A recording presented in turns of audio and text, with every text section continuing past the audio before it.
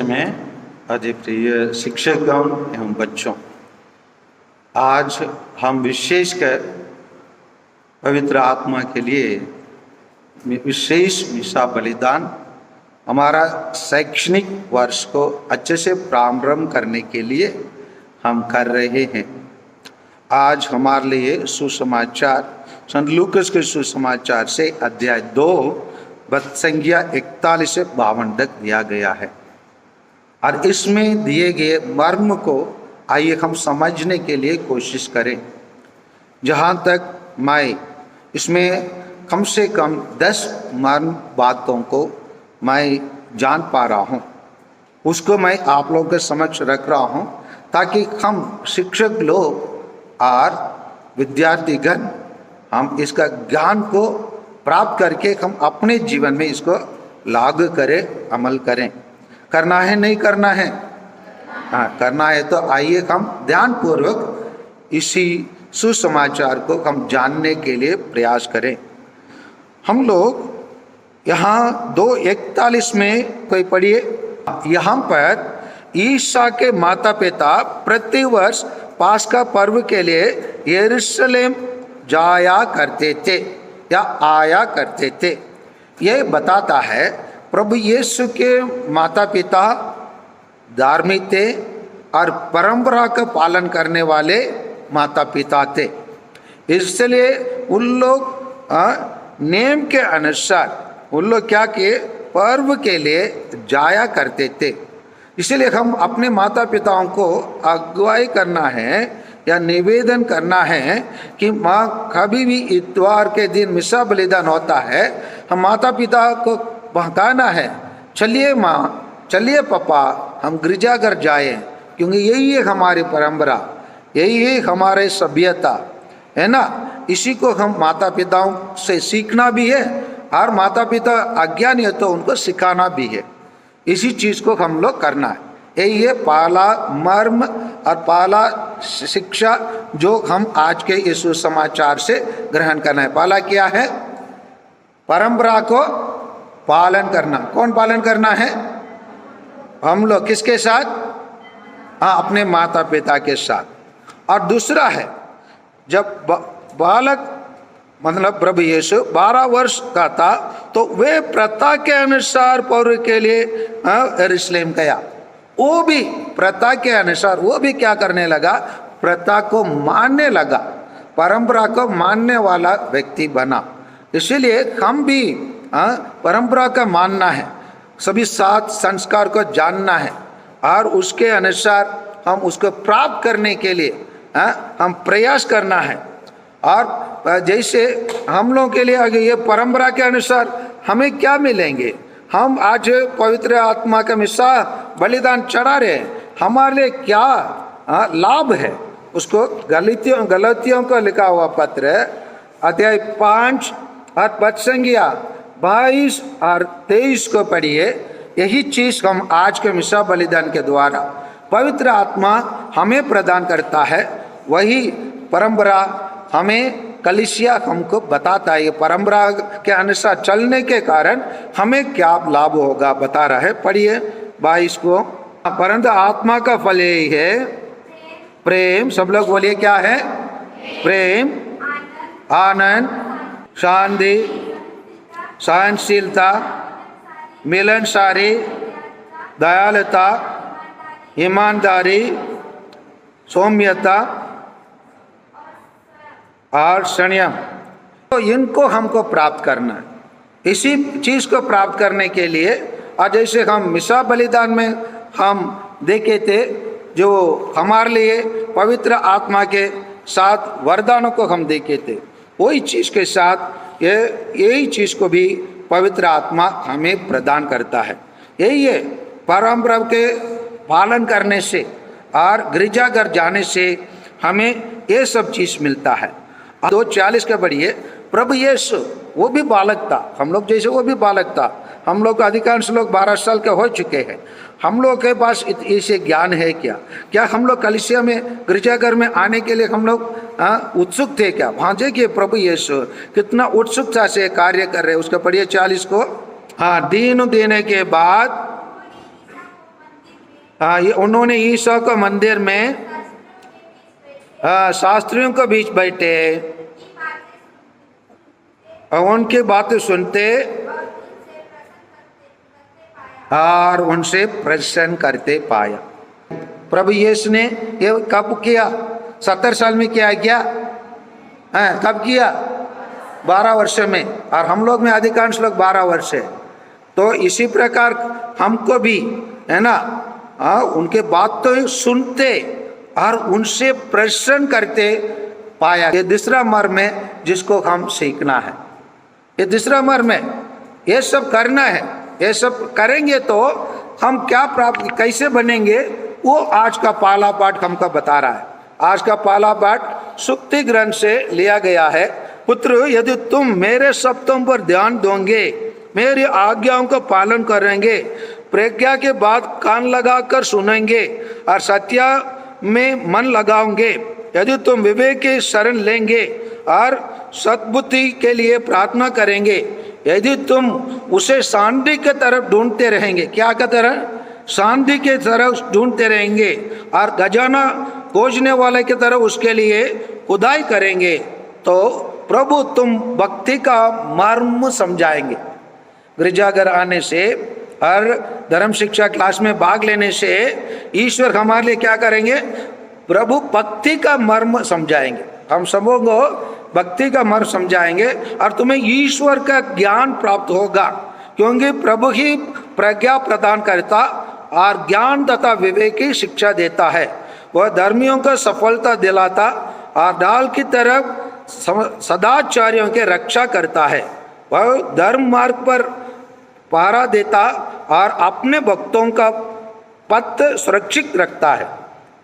तुम धार्मिकता और न्याय, सच्चाई और सन्मार्ग का मर्म समझेंगे। इसीलिए मैं शुरू में बताया, हम ईसाई बच्चे लोग अन्य बच्चे लोग से धन्य हैं, क्योंकि बहुत सारे मर्म को, इस शास्त्र के मर्म को समझने का, जानने का शक्ति हमें प्रदान करता है। इसीलिए हम धन्य हैं। समझ रहे क्यों हम धन्य हैं? समझ रहे बच्चे? यस और नो? इसी के ये 14 बात है। 5वां बात, हम लोग वहाँ पर माता पिता अपने दुख को व्यक्त करते हैं। माता पिता क्यों दुख को व्यक्त करते हैं? प्रभु यीशु के सामने अपने दुख को व्यक्त करते हैं। कब हमारे माता पिता अपने दुख को व्यक्त करते हैं? जब हम बुरे काम करते हैं या माँ बाप का बात को नहीं मानते हैं। मैं जरूर यहाँ बैठे गए सभी बच्चों, इससे आपके माँ बाप दुखित हुए? एक बार भी मेरे माँ बाप ऐसे दुखित नहीं हुए बोलने वाले हाथ ऊपर करो। कोई है? मतलब हमारे माँ बाप हमसे दुखित हुए क्योंकि हम बुरे काम किए। लेकिन प्रभु यीशु तो बुरे काम नहीं किया, वो अच्छे काम किया। वो तो क्या है, उससे उन लोगों के साथ बैठकर, शास्त्रियों के साथ बैठकर उन्होंने सुनते और उनसे प्रसन्न करता रहा, अच्छे काम तो करते रहा। माँ बाप से अलग हुआ लेकिन बुरा काम नहीं किया। हम लोग क्या करते? माँ बाप से अलग होकर या भावना माँ बाप बिना देकर उनके नज़र में हम दूर रहकर हम अच्छे काम करते हैं ना? अच्छे काम करते हैं ना? क्या काम करते? क्या काम करते? हाँ, बुरे काम करते हैं। लेकिन प्रभु यीशु ऐसे नहीं किया। इसीलिए 5वां कार्य हमको क्या सीखना है? भले हम माँ बाप के नज़र से दूर रहे, हमें क्या सीखना है? अच्छा काम करना सीखना है। अभी हम लोग हॉस्टल में रहते, स्कूल में रहते, जब हॉस्टल में रहते, स्कूल में रहते, हम माँ बाप के नज़र से दूर रहते। ऐसे समय पर हमें क्या करना चाहिए प्यारे बच्चों? हम लोग अच्छे कार्य हमेशा करना चाहिए। हाँ, और अच्छे कार्य हम करते रहेंगे तो यहाँ पर 6वां पॉइंट 47 के पढ़िए। हाँ, सभी सुनने वाले उसकी बुद्धि और उसके उत्तरों पर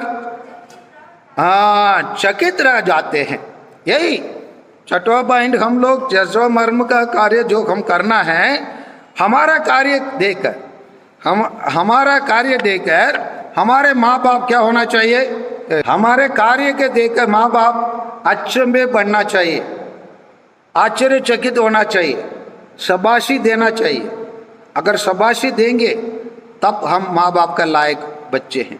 माँ बाप किस उद्देश्य से हमको इस धरती में लेके आए, उसको योग्य बनते हैं। छठवा मर्म हमको सीखना है, बात हमको सीखना है।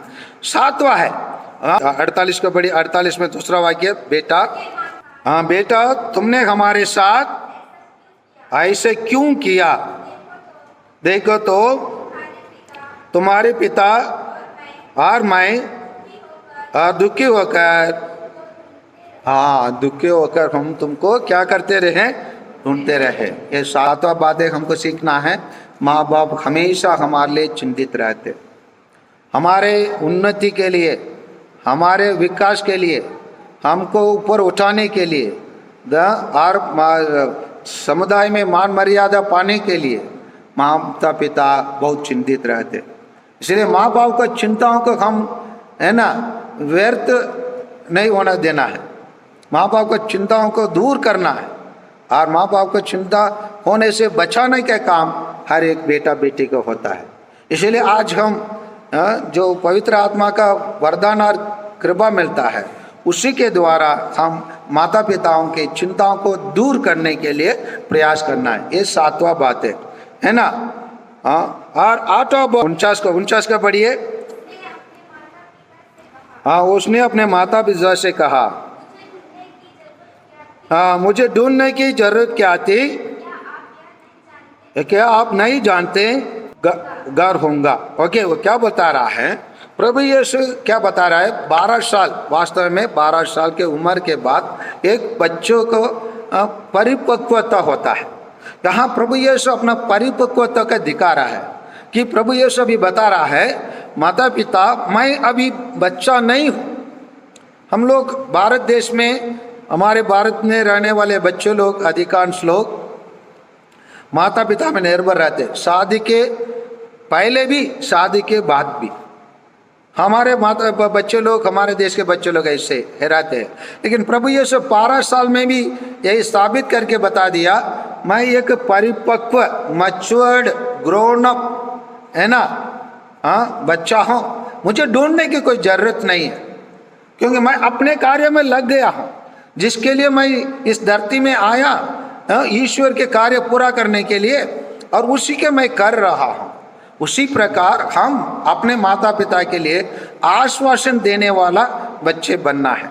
ये 8वां शिक्षा, 8वां मर्म जिसको हमको सीखना है।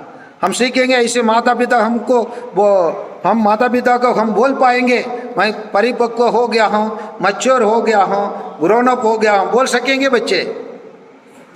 बोल सकेंगे नहीं सकेंगे? आप लोग नहीं बोल रहे, इसलिए वो लोग बोल नहीं सकेंगे, वही मैं मान लूंगा। बोल सकेंगे नहीं बोल सकेंगे? हाँ बोल सकना है तो हमको क्या बनना है, मैच्योर्ड होना है, परिपक्व होना है, परिपक्व होना है। परिपक्व नहीं होंगे तो हम छोटे बालक रूप के रहेंगे। उसके बाद आइए और 51 का बढ़िए। यीशु उनके साथ नासरत गए और उनके अधीन रहे। अधीन रहना मतलब ये 9वां पॉइंट हमको सीखना है, 9वां मर्म हमको सीखना है। क्या है वो अधीन रहना? मतलब नीचे बैठे रहना, छत के नीचे बैठे रहना। अधीन रहना मतलब क्या है? हाँ वेरी गुड। क्या करना है? आज्ञाओं का पालन करना। हम लोग आज्ञा का पालन करने के लिए हम स्कूल आते हैं, शिक्षा ग्रहण करते हैं। आज्ञा का पालन करना नहीं जानते हैं, हम गंवार रहते हैं, जानवर रहते हैं, अशिक्षित रहते हैं, असभ्यता लोग रहते हैं। इसीलिए प्रभु यीशु हमें यह नमूना छोड़ के गए, वो कैसे अपने माता पिता का अधीन रहे, वैसे हम लोग भी अपने माता पिता, शिक्षकों को और बड़े लोगों को अधीन रहना सीखना चाहिए। ये 9वां शिक्षा हमको ग्रहण करना है, ये 9वां मर्म है। 10वां है 52 का बढ़िए। हाँ, ईसा के बुद्धि और शरीर का विकास होता गया। हाँ, वह ईश्वर तथा मनुष्य के अनुग्रह में बढ़ते गया। इसी प्रकार हम लोग भी बुद्धि और शरीर का विकास होना है। अभी बुद्धि और शरीर का विकास होने का उम्र है, अगर इसी उम्र में हम विकसित नहीं होते बुद्धि और शरीर में, फिर हम जीवन में आगे नहीं बढ़ सकते हैं। और उसी चीज़ को प्रभु यीशु अपने जीवन में पाया और कहा जाता है